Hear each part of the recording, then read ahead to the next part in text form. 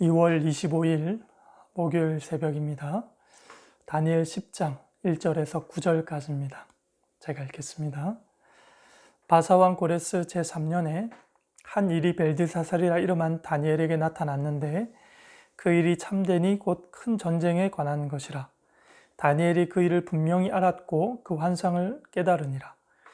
그때에 나 다니엘이 새 이래 동안을 슬퍼하며 새 이래가 차기까지 좋은 떡을 먹지 아니하며 고기와 포도주를 입에 대지 아니하며 또 기름을 바르지 아니하니라.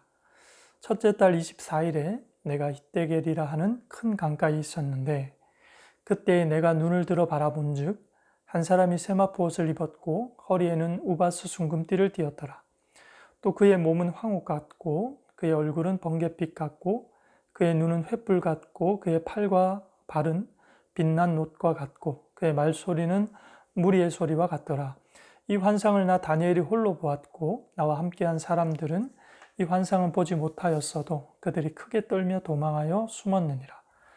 그러므로 나만 홀로 있어 이 큰 환상을 볼 때에 내 몸에 힘이 빠졌고 나의 아름다운 빛이 변하여 썩은 듯 하였고 나의 힘이 다 없어졌으나 내가 그의 음성을 들었는데 그의 음성을 들을 때에 내가 얼굴을 땅에 대고 깊이 잠이 들었느니라. 아멘. 다니엘 10장에서는 이 다니엘사의 4대 묵시 중에 마지막 묵시에 해당됩니다. 히데겔 강가의 환상에 대한 기록입니다. 나이가 많은 다니엘은 바사왕 고레스 3년 차에 계시를 받게 되는데요.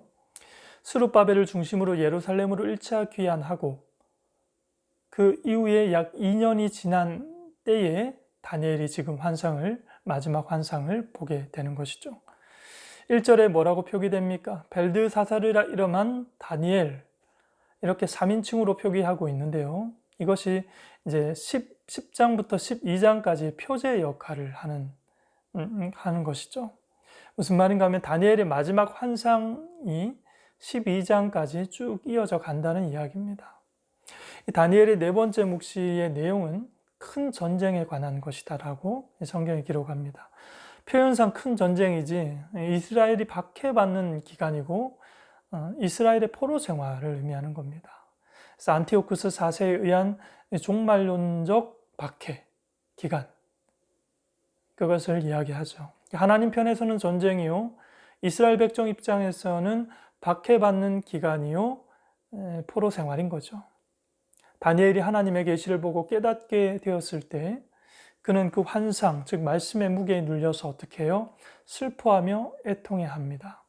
2절, 3절을 읽겠습니다. 그때에 나 다니엘이 새 이래 동안을 슬퍼하며 새 이래가 차기까지 좋은 떡을 먹지 아니하며 고기와 포도주에 입을 대지 아니하며 또 기름을 바르지 아니하니라. 새 이래, 이래라는 표현은 일주일이라고 말씀드렸어요. 일주일. 그래서 다니엘은 새 이래, 즉 21일 동안 슬퍼하며 21일 동안 금식을 합니다. 출애굽기 19장에 보면 이스라엘 민족에게 10계명이라는 이 왕의 주권이 허락되는 과정 속에서 모세와 이스라엘 백성들이 3일 동안 금식을 요청받고 금식하게 되죠. 그리고 에스더 4장에 보면 죽으면 죽으리라고 왕 앞에 나아가는 왕후 에스더를 두고 유대인들이 며칠 동안 또 금식을 합니까? 3일 동안 금식을 합니다. 그런데 오늘 본문에 보면 다니엘이 3주 동안 금식을 합니다. 그만큼 깊고 간절하고 또 진실하게 하나님께 나아가고 있는, 하나님께 기도드리고 있는 다니엘의 모습이죠. 다니엘이 이렇게까지 식음을 전폐하면서 슬퍼하는 이유가 무엇이었겠습니까? 오늘 본문에서 그 내용이 다 나오진 않지만 추측할 수 있는 두 가지 추측할 수 있는 내용이 있습니다. 첫째는 고레스 원년에 스룹바벨을 지도자로 1차 예루살렘 귀환이 있었다고 했습니다. 그러고 나서 약 2년이 지나는 시간 동안 그토록 고대했던 예루살렘 성전 복원이 잘 이루어지지 않고 있다는 소식을 다니엘이 들었을 때 슬퍼했다는 것이죠. 그리고 또 하나는 이스라엘의 지은 죄에 대한 애통인 것이죠. 이스라엘이 그간의 그 조상들의 죄, 그 역사들을 바라볼 때 하나님께 범죄한 것에 대한 애통. 저는 이 두 가지가 다 이유가 되어서 지금 다니엘이 슬픔과 애통에 젖어 있다라고 봅니다. 어쨌든 다니엘이 받은 계시가 무엇입니까? 오늘 4절에 첫째 달 24일에 내가 히데겔이라는 큰 강가에 있었는데, 첫째 달 24일은 환상을 받은 날짜를 말하는 것이고, 히데겔이라는 곳은 장소를 말하는 거죠. 다니엘이 계시를 받은 때가 음력으로 첫째 달 24일이라 그럽니다. 유대인의 가장 큰 절기인 6월절 1월 14일부터 약 10일이, 정확히 10일이 지난 후에 다니엘이 환상을 받게 되죠. 6월절이 첫째 날 14일이고 이어서 일주일간 무교절을 지켰는데, 무교절 마지막 그 날이 21일이었죠. 그러니까 21일이니까 그 절기가 다 끝나고 3일째 되는 날 다니엘이 환상을 받게 됩니다. 5절입니다. 그때 내가 눈을 들어 바라본즉 한 사람이 세마포 옷을 입었고 허리에는 우바스 순금띠를 띠었더라. 또 그의 몸은 황옥 같고 그의 얼굴은 번갯빛 같고 그의 눈은 횃불 같고 그의 팔과 발은 빛난 녹과 같고 그의 말소리는 무리의 소리와 같았더라. 지금 이렇게 구체적으로 상세하게 묘사를 하고 있는 대상이 누굽니까? 다니엘이 지금 히데겔 큰 강가에서 한 존재를 보게 돼요. 세마포 옷을 입었는데 얼굴이 번갯빛 같고 팔과 발은 빛나는 녹과 같고 그의 목소리는 마치 여러 사람이 복합적으로 내는 그런 신의 목소리와 같았던 것이죠.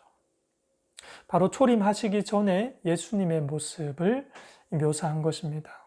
그러니까 성육신 이전의 예수님의 그 거대한 모습을 묘사한 것이죠. 성경에서 세마포 옷을 입고 등장하는 이들이 있죠. 천사, 그리고 제사장이 그렇습니다. 그리고 예수님의 목소리가 여러 사람의 복합적인 목소리였다는 것을 봤을 때 신적 존재인 것이 분명합니다. 그래서 대부분의 학자들은 성육신 이전의 예수 그리스도라고 그렇게 해석을 합니다. 자, 이 환상을 체험한 다니엘의 반응은 그러면 어땠습니까? 8절에요. 그러므로 나만 홀로 있어 이 큰 환상을 볼 때에 내 몸에 힘이 빠졌고 나의 아름다운 빛이 변하여 썩은 듯하였고 나의 힘이 다 없어졌으나. 히데겔 강가에는 다른 사람들도 있었습니다. 그런데 다니엘만 예수님의 환상을 보고 다니엘만 주의 큰 일의 사건을 듣습니다. 다른 사람들은 그 위험에 놀라서 다 도망쳐 버렸습니다. 그래서 다니엘은 홀로 있어 이 큰 환상을 맞닥뜨릴 때에 어떻게 됐다고요? 온몸에 힘이 쫙 빠졌다고 표현하고 있습니다. 신의 존재 앞에서 인간만이 가장 아름다운데 그 아름다움이 삽시간에 썩어 냄새나는 몸이 된 것처럼 시들시들해 버렸다. 그렇게 기록합니다. 그러나 그 와중에도 다니엘이 어떻게 합니까? 주의 음성을 끝까지 듣습니다. 9절입니다. 내가 그의 음성을 들었는데 그의 음성을 들을 때에 내가 얼굴을 땅에 대고 깊이 잠들었느니라. 다니엘이 환상을 체험하고 몸도 마음도 지쳐서 어떻게 했다고요? 잠이 들었다. 복음서에 보면 그 변화산 사건이 오늘 이 대목에서 참 연상이 됩니다. 예수님이 제자들과 변화산에 올라갔을 때에 제자들이 거기에서 전혀 새로운 체험, 전혀 새로운 경험을 하게 되지 않습니까? 그런 것처럼 다니엘은 높은 산에서 지금 거룩함을 경험하고 거대한 일을 듣게 되죠. 다니엘에게 새롭고 신선한 체험이었습니다. 여러분, 다니엘의 나이가 80이 넘었습니다. 노인입니다. 이 노인의 신앙의 모습이 젊다 못해 어린아이 같고 참 순결하고 새롭습니다. 늘 반복되는 일상에서 아침마다 새롭고 그리고 매일 새로운 삶을 살아가는 이 다니엘의 모습인 거죠.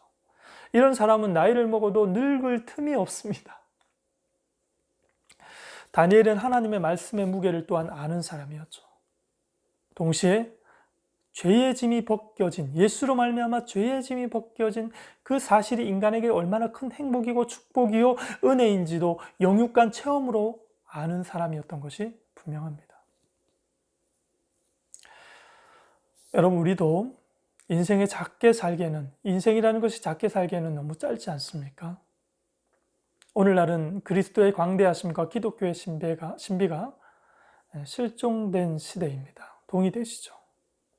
현실 위주의 무미건조한 신앙이 전부인 것처럼 살아가는 시대입니다.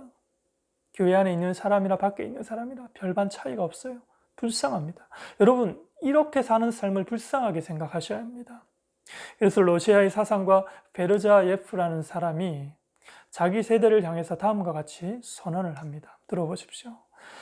오늘날 우리가 들어야 될 이야기와 같습니다. 역사적 기독교는 차갑게 변했고 참을 수 없을 정도로 무미건조해져 버렸다. 그 주된 활동은 상투적인 것, 부르주아 양식의 틀, 판에 박힌 습관에 스스로 적응하는 일들 뿐이었다. 그런데 예수 그리스도는 이 땅에 하늘의 불을 보내려고 오신 분이시다. 어제와 같은 오늘, 내일을 기대할 수 없는 여전한 오늘을 살아가는 이들에게 전혀 새로운 내일에 대한 불을 주시기 위해 이 땅에 오셨다. 코로나로 인해 변화에 발맞추어 가느라고, 또 불안한 심정을 감추느라고, 또 바쁜 일상생활 속에 마음의 안정을 찾느라고 수고가 많고 애를 많이 쓰고 있습니다. 그런 것들을 위한 수고에 정말 중요하죠. 그러나 여러분, 그 현실에 갇혀서 우리가 기독교인으로서 마땅히 가져야 될 거룩한 상상력, 이 기독교의 신비를 잃어버리는 일이 없었으면 좋겠습니다.